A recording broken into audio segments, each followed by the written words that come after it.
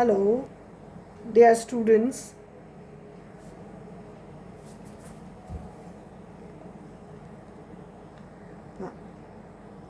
Hello dear students, आज हम economics of development वाले सब्जेक्ट का फर्स्ट टॉपिक लेने जा रहे हैं। इकोनॉमिक डेवलपमेंट, आर्थिक विकास। आपका जो पेपर है ये विकास का अर्थशास्त्र एवं आयोजन, इसका पहला टॉपिक हम ले रहे हैं आर्थिक विकास। उसका इंट्रोडक्शन यानी परिचय, आर्थिक विकास जो टॉपिक हमने लिया उसका परिचय। विकास का अर्थशास्त्र अल्प विकसित देशों के आर्थिक विकास की समस्याओं से संबंध रखता है। परिचय, विकास का अर्थशास्त्र अल्प विकसित देशों के आर्थिक विकास की समस्याओं से संबंध रखता है। तो जो एक मशहूर राइटर हैं मायर एंड बॉल्विन, जो मशहूर अर्थशास्त्री हैं, बहुत फेमस अर्थशास्त्री हैं, उनके शब्दों में राष्ट्रों के धन का अध्ययन की अपेक्षा राष्ट्रों की दरिद्रता के अध्ययन की अधिक आवश्यकता है। यानी हमें राष्ट्रों के धन के अध्ययन के बजाय उनके आर्थिक विकास के बारे में अधिक अध्ययन करने की आवश्यकता महसूस होती है। परंतु अल्प विकसित देशों की विशाल दरिद्रता को दूर करने में धनी राष्ट्रों की रुचि किसी मानव हितवादी उद्देश्य को लेकर जागृत नहीं हुई है। अन्य देशों के मुकाबले में भी अधिक सहायता देने का वचन देकर प्रत्येक देश अल्प विकसित देशों का समर्थन तथा वफादारी प्राप्त करने का प्रयत्न करता है।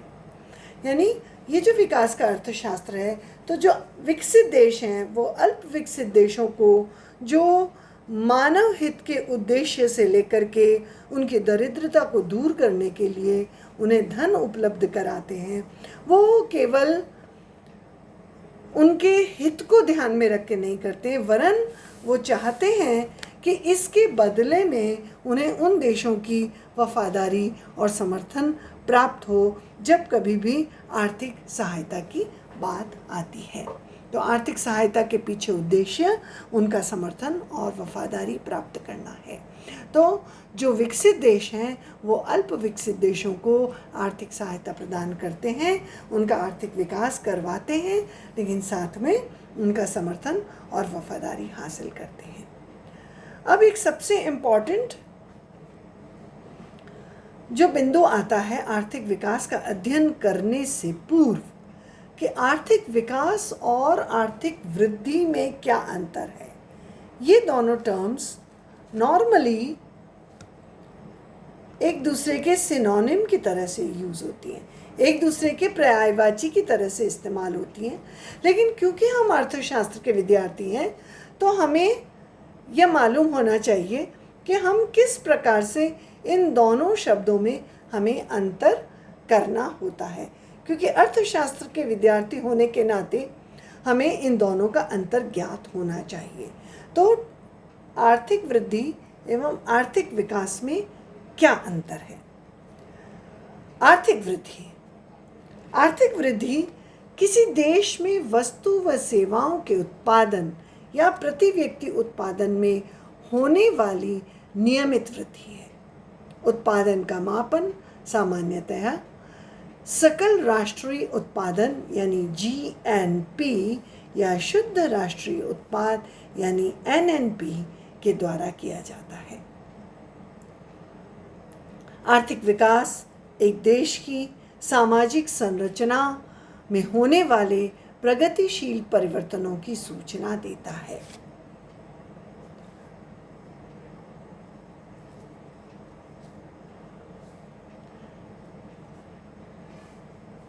यह सकल राष्ट्रीय उत्पाद में कृषि के घटते हुए अंश एवं उद्योगों, व्यापार, विनिर्माण एवं सेवाओं के बढ़ते हुए अंश को निरूपित करता है।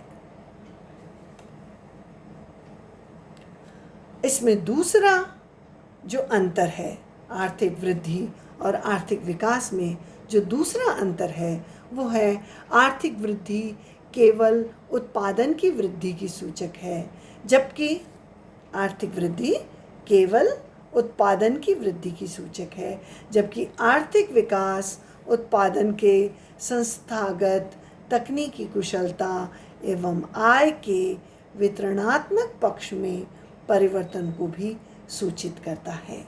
अतः आर्थिक विकास उत्पादन में वृद्धि के साथ साथ उत्पादन की संरचना में परिवर्तन, साधनों के आवंटन में परिवर्तन एवं निर्धनता, साधनों के आवंटन में परिवर्तन एवं निर्धनता के स्तर तथा बेरोजगारी निवारण के मुख्य लक्ष्यों को भी ध्यान में रखता है।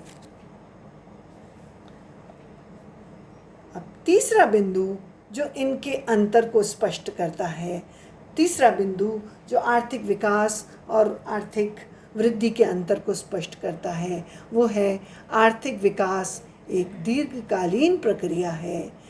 यह राष्ट्रीय आय एवं उत्पादन में होने वाली निरंतर वृद्धि की सूचना देता है।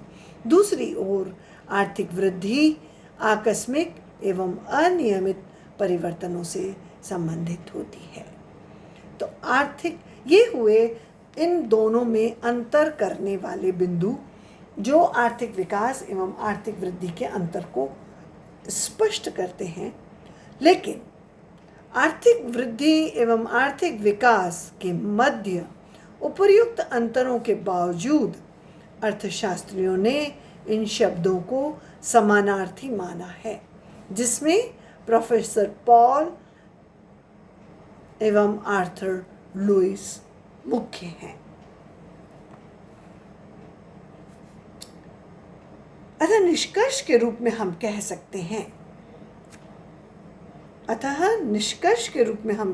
हैं कि आर्थिक वृद्धि का संबंध देश की प्रति व्यक्ति आय या उत्पादन में एक मात्रात्मक निरंतर वृद्धि से है, जो उसकी श्रम शक्ति, उपभोग, पूंजी और व्यापार की मात्रा में प्रसार के साथ होती है। दूसरी ओर आर्थिक विकास एक विस्तृत धारणा है। यह आर्थिक आवश्यकताओं, वस्तुओं, प्रेरणाओं और संस्थाओं में गुणात्मक परिवर्तन से संबंधित है। यह प्रौद्योगिकी और संरचनात्मक परिवर्तनों जैसे वृद्धि के अंतर्निहित निर्धारकों का वर्णन करता है।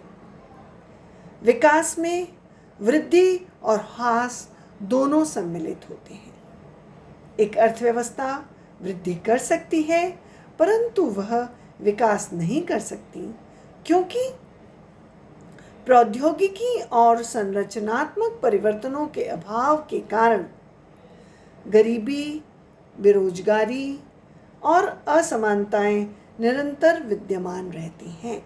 परंतु प्रति व्यक्ति उत्पादन में वृद्धि में अभाव के कारण, विशेषकर जब जनसंख्या तीव्रता से बढ़ रही है, तो आर्थिक वृद्धि के बिना विकास के बारे में सोचना भी कठिन है। तो ये हमारा फर्स्ट छोटा सा टॉपिक, जो इस सब्जेक्ट का फर्स्ट टॉपिक हमने लिया, जिसका इंट्रोडक्शन के रूप में हमने लिया आर्थिक विकास।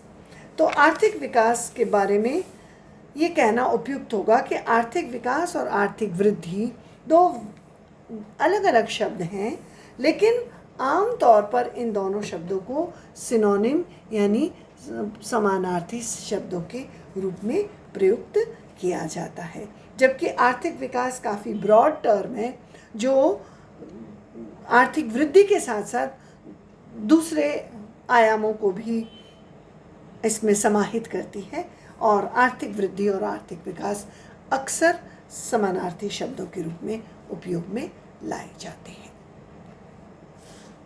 So, dear students, thank you so much. Thank you once again.